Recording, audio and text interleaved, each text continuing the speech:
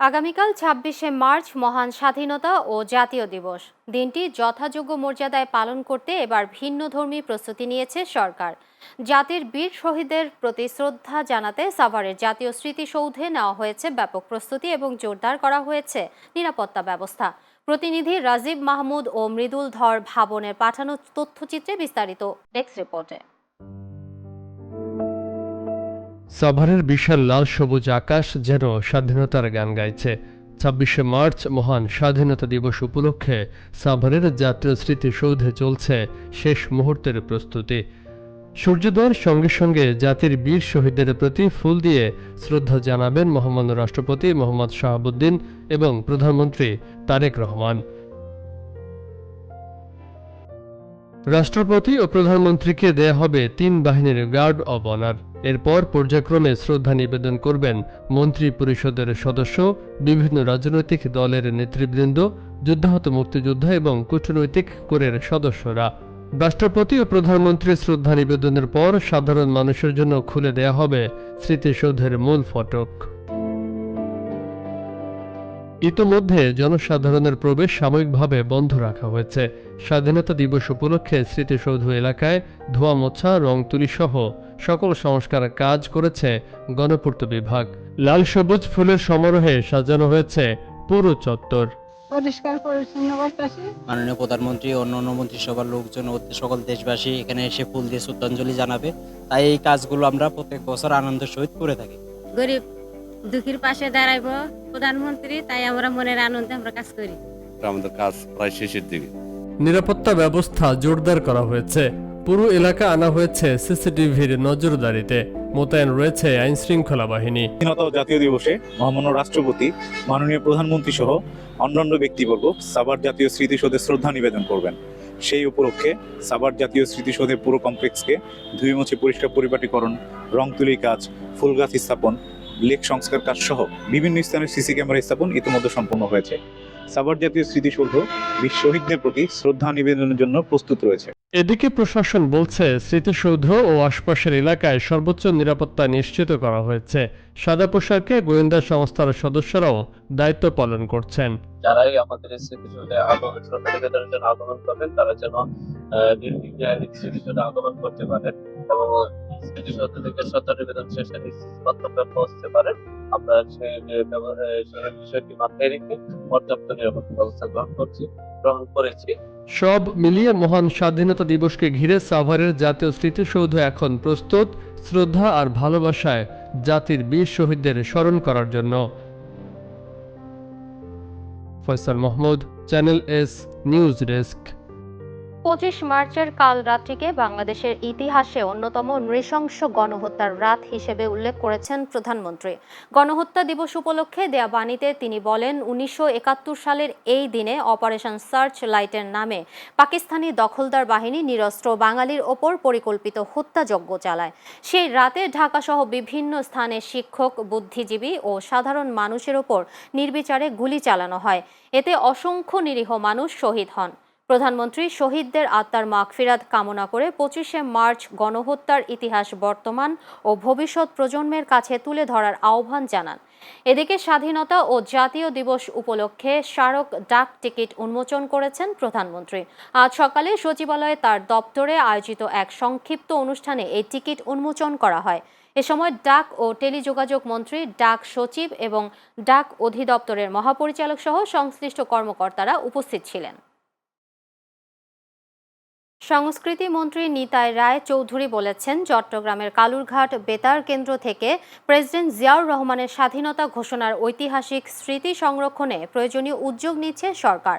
মঙ্গলবার বেতার কেন্দ্রটি পরিদর্শন শেষে সাংবাদিকদের তিনি একথা জানান। সংস্কৃতি মন্ত্রী বলেন, মুক্তিযুদ্ধের সবচেয়ে গুরুত্বপূর্ণ সময় ছিল স্বাধীনতার ঘোষণা। সেই সংকটময় মুহূর্তে কালুরঘাট বেতার কেন্দ্র থেকে দেয়া ঘোষণাই দেশবাসীকে স্বাধীনতা সংগ্রামে উদ্বুদ্ধ করেছিল। মন্ত্রী আরও বলেন, এমন গুরুত্বপূর্ণ ইতিহাস সংরক্ষণ করা সবার দায়িত্ব। পাশাপাশি জিয়া স্মৃতি জাদুঘরের সংস্কার ও স্মৃতি ধরে রাখতে সরকার প্রয়োজনীয় পদক্ষেপ গ্রহণ করছে, যাতে ভবিষ্যৎ প্রজন্ম সঠিক ইতিহাস জানতে পারে। ময়মনসিংহের ভালুকায় কলেজ শিক্ষক, মাধ্যমিক শিক্ষক, কারিগরি শিক্ষক ও মাদ্রাসা শিক্ষকদের সাথে ঈদ পুনর্মিলনী ও মতবিনিময় সভা অনুষ্ঠিত হয়েছে। মঙ্গলবার সন্ধ্যায় পৌর সদরের একটি কমিউনিটি সেন্টারে মতবিনিময় সভার আয়োজন করা হয়।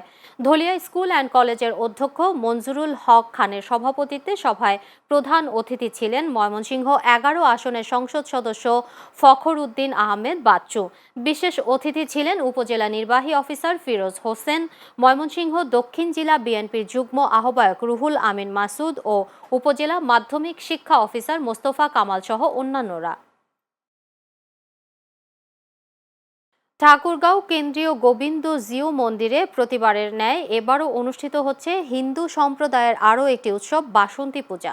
কলাবউ স্নানের মধ্য দিয়ে বাসন্তী পূজার সপ্তমী শুরু হয়েছে। বুধবার সকালে পৌর শহরের টাঙ্গুর নদীতে হিন্দু সম্প্রদায়ের নারীরা কলাবউ স্নান করান। সেখানে শাড়ি পরিয়ে নিয়ে যাওয়া হয় মন্দিরে। এই প্রথাটিকে নবপত্রিকা স্নান বলা হয়। এটি মূলত একটি কলা গাছকে পত্রিকার রূপে স্নান করিয়ে দুর্গা দেবীর মণ্ডপে নিয়ে গণেশের পাশে কলাবউ বসিয়ে এই সপ্তমী পূজা অর্চনা শুরু হয়। এরপর পুরোহিতের মন্ত্র পাঠের মধ্য দিয়ে শুরু হয় আনুষ্ঠানিকতা। সপ্তমী, অষ্টমী, নবমী, দশমীর পূজা শেষে প্রতিমা বিসর্জনের মধ্য দিয়ে সমাপ্ত হবে এই উৎসবটি।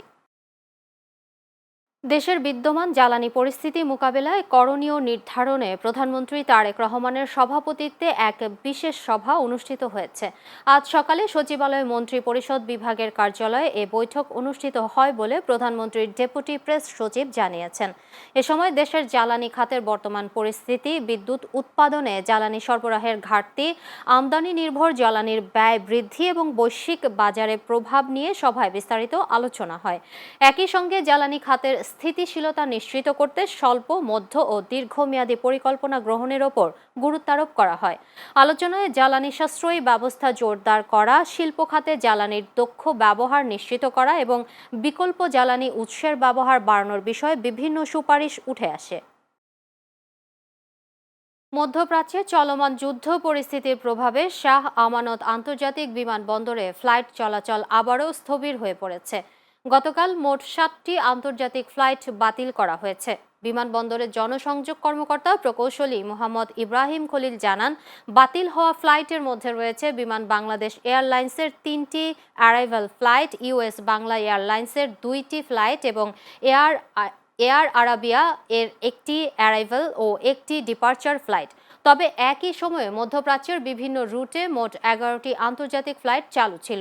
এর মধ্যে 6টি অ্যারাইভাল এবং 5টি ডিপার্চার ফ্লাইট সচল রয়েছে। এদিকে সালাম এয়ার আরাবিয়া এবং ইউএস বাংলা এয়ারলাইন্সের শারজাহ, দুবাই ও আবুধাবি রুটে ফ্লাইট স্থবিরতা এখনও অব্যাহত রয়েছে। লক্ষ্মীপুরের চন্দ্রগঞ্জে আধিপত্য বিস্তারকে কেন্দ্র করে 2 গ্রামের মধ্যে ব্যাপক গোলাগুলি ও সংঘর্ষের ঘটনা ঘটেছে।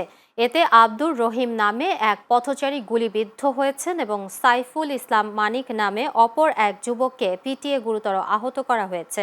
মঙ্গলবার রাতে সদর উপজেলার চন্দ্রগঞ্জ পশ্চিম বাজারের আফজাল রোড এলাকায় এ ঘটনা ঘটে। স্থানীয়রা জানান, চন্দ্রগঞ্জ ইউনিয়নের দেওপাড়া ও শেখপুর গ্রামের বাসিন্দাদের মধ্যে এলাকায় প্রভাব বিস্তার নিয়ে দীর্ঘদিনের বিরোধ চলছিল। সোমবার উভয় পক্ষের মধ্যে উত্তেজনার জেরে মঙ্গলবার রাতে সংঘর্ষ ঘটে। লক্ষ্মীপুর জেলার অতিরিক্ত পুলিশ সুপার হোসাইন মোহাম্মদ রায়হান কাজেমি জানান, ঘটনার পর এলাকায় পুলিশ টহল জোরদার করা হয়েছে এবং অপরাধীদের শনাক্ত করে আইনি ব্যবস্থা নেওয়া হবে। ঈদের টানা 7 দিনের সরকারি ছুটি শেষ হলেও দেশের সর্ববৃহৎ পর্যটন নগরী কক্সবাজার সমুদ্র সৈকতে এখনও পর্যটকদের ঢল অব্যাহত রয়েছে। ঈদের 5ম দিনেও সৈকতের লাবণী, সুগন্ধা, কলাতলী ও দরিয়ানগর পয়েন্ট সহ বিভিন্ন স্থানে পর্যটকদের উপচে পড়া ভিড়। হোটেল মোটেল জোন ঘুরে দেখা যায়, অধিকাংশ আবাসিক হোটেল ও গেস্ট হাউসের সব কক্ষ আগেই বুকিং হয়ে গেছে। ফলে অনেক পর্যটক বাধ্য হয়ে রাস্তায়, বাস স্ট্যান্ড কিংবা খোলা জায়গায় রাত যাপন করছেন। পরিবার পরিজন নিয়ে আসা অনেকেই সাময়িকভাবে যানবাহনের ভেতর বা উন্মুক্ত স্থানে অবস্থান করতে দেখা গেছে। এদিকে পর্যটকদের নিরাপত্তা ও শৃঙ্খলা বজায় রাখতে ট্যুরিস্ট পুলিশ, জেলা প্রশাসন ও আইন শৃঙ্খলা বাহিনীর সদস্যরা সার্বক্ষণিক দায়িত্ব পালন করছেন। পাশাপাশি লাইফগার্ড কর্মীরাও সমুদ্রে গোসলরত পর্যটকদের নিরাপত্তায় সতর্ক অবস্থানে রয়েছেন। নানুরে নিয়ে আসছি, মামি আসছে, আমাদের ফুল ফ্যামিলি আসছে। খুবই ভালো লাগছে কক্সবাজার এসে। সারা বছর শত ব্যস্ততার মাঝখানে যে আমরা এরকম একটা পরিবেশে আমরা আসছি, আমরা খুব আনন্দিত। না না না, খুব ভালো খুব ভালো, আইন শৃঙ্খলা খুব ভালো, সব দিক দিয়ে ভালো, পরিস্থিতি খুব ভালো। কক্সবাজার সমুদ্র সৈকতের কবিতা চত্বর এলাকায় ছুরিকাঘাতে খোরশেদ আলম নামে এক যুবক নিহত হয়েছেন। মঙ্গলবার রাতে কবিতা চত্বরে এ ঘটনা ঘটে। স্থানীয়রা জানান, খোরশেদ আলমের সঙ্গে থাকা এক নারী তাকে গুরুতর আহত অবস্থায় উদ্ধার করে হাসপাতালে নেয়ার ব্যবস্থা করেন। পরে কর্তব্যরত চিকিৎসক তাকে মৃত ঘোষণা করেন। এ ঘটনায় জড়িত সন্দেহে অভিযান চালিয়ে তারেক নামের একজনকে আটক করেছে পুলিশ। অন্য আসামিদের ধরতে অভিযান অব্যাহত রয়েছে বলে জানিয়েছে সংশ্লিষ্ট কর্তৃপক্ষ। রাজশাহীর ফিলিং স্টেশনগুলোতে প্রতিদিন দীর্ঘ হচ্ছে যানবাহনের লাইন। ঘন্টার পর ঘন্টা দীর্ঘ লাইনে দাঁড়িয়ে তেল নিতে দেখা যাচ্ছে যানবাহন চালকদের। এদিকে সবগুলো ফিলিং স্টেশন একত্রে জ্বালানি তেল না দেয়ায় এই ভোগান্তি আরও বাড়বে বলে দাবি করছেন যানবাহন চালকরা। দীর্ঘ লাইনে দাঁড়িয়ে থাকায় কর্মজীবী মানুষের কর্মঘণ্টা নষ্ট হচ্ছে। তবে ফিলিং স্টেশন সংশ্লিষ্টদের দাবি, তারা চাহিদা মতো জ্বালানি তেল সরবরাহ না পাওয়ায় তারা যানবাহন চালকদের চাহিদা মতো জ্বালানি তেল দিতে পারছেন না। এমন অবস্থায় তারা নিরাপত্তাহীনতায় ভুগছেন। তবে ফিলিং স্টেশনগুলোর নিরাপত্তায় পুলিশ মোতায়েন করা হয়েছে বলে জানিয়েছে প্রশাসন। বৈশ্বিক জ্বালানি সংকটের কারণে কয়েকদিন থেকে সারা দেশের মতো জামালপুরেও জ্বালানি তেলের সংকট দেখা দিয়েছে। একটি চক্র জ্বালানি তেলের সংকটকে কাজে লাগিয়ে মঙ্গলবার রাতে জামালপুর সদর উপজেলার কেন্দুয়া কালীবাড়ি বাজারে ড্রামে করে পেট্রোল তেল মজুত করে বিক্রির চেষ্টা করে। বিষয়টি টের পেয়ে এলাকাবাসী 14টি ড্রামে 3052 লিটার পেট্রোল তেল সহ 7 জনকে আটক করেন। জামালপুর সদর থানার ভারপ্রাপ্ত কর্মকর্তা মিজানুর রহমান জানান, স্থানীয়রা খবর দিলে ঘটনাস্থলে পুলিশ পাঠানো হয়। এ ঘটনায় আইনি ব্যবস্থা নেওয়া হবে। নোয়াখালীর কোম্পানিগঞ্জ ও সুবর্ণচরে পৃথক অগ্নিকাণ্ডে 28টি দোকান পুড়ে গেছে, তবে হতাহতের কোনো ঘটনা ঘটেনি। মঙ্গলবার রাতে সুবর্ণচরের ভুঁইয়ার হাট দক্ষিণ বাজারে হঠাৎ আগুনের সূত্রপাত হয়। মুহূর্তেই আগুন ছড়িয়ে পড়ে আশেপাশের দোকানগুলোতে। এতে ফল, মুদি, কোল্ড কর্নার, ওষুধসহ 24টি দোকান পুড়ে যায়। খবর পেয়ে ফায়ার সার্ভিসের একটি ইউনিট আগুন নিয়ন্ত্রণে আনে। অন্যদিকে বুধবার ভোরে কোম্পানিগঞ্জের বসুরহাট বাজারের হাসপাতাল গেট এলাকায় অগ্নিকাণ্ডে 4টি দোকান পুড়ে যায়। দ্রুত ঘটনাস্থলে পৌঁছে আগুন নিয়ন্ত্রণে আনে ফায়ার সার্ভিস। ফায়ার সার্ভিস জানিয়েছে, প্রাথমিকভাবে বৈদ্যুতিক শর্ট সার্কিট থেকে আগুনের সূত্রপাত হতে পারে। ক্ষয়ক্ষতির পরিমাণ তদন্ত শেষে জানা যাবে। ক্ষতিগ্রস্ত ব্যবসায়ীরা দাবি করেছেন, এতে তাদের কয়েক কোটি টাকার ক্ষতি হয়েছে। নরসিংদীর পাঁচদোনায় ভরসাঙ্গান ইয়াংস্টার ক্লাবের উদ্যোগে মিনিবার ফুটবল টুর্নামেন্টের ফাইনাল খেলা অনুষ্ঠিত হয়েছে। মঙ্গলবার বিকেলে ভরসাঙ্গান প্রাইমারি স্কুল সংলগ্ন মাঠে খেলা অনুষ্ঠিত হয়। এতে প্রধান অতিথি থেকে খেলার উদ্বোধন করেন পাঁচদোনা ইউনিয়ন বিএনপি নেতা মোসাদ্দেক হোসেন প্রধান।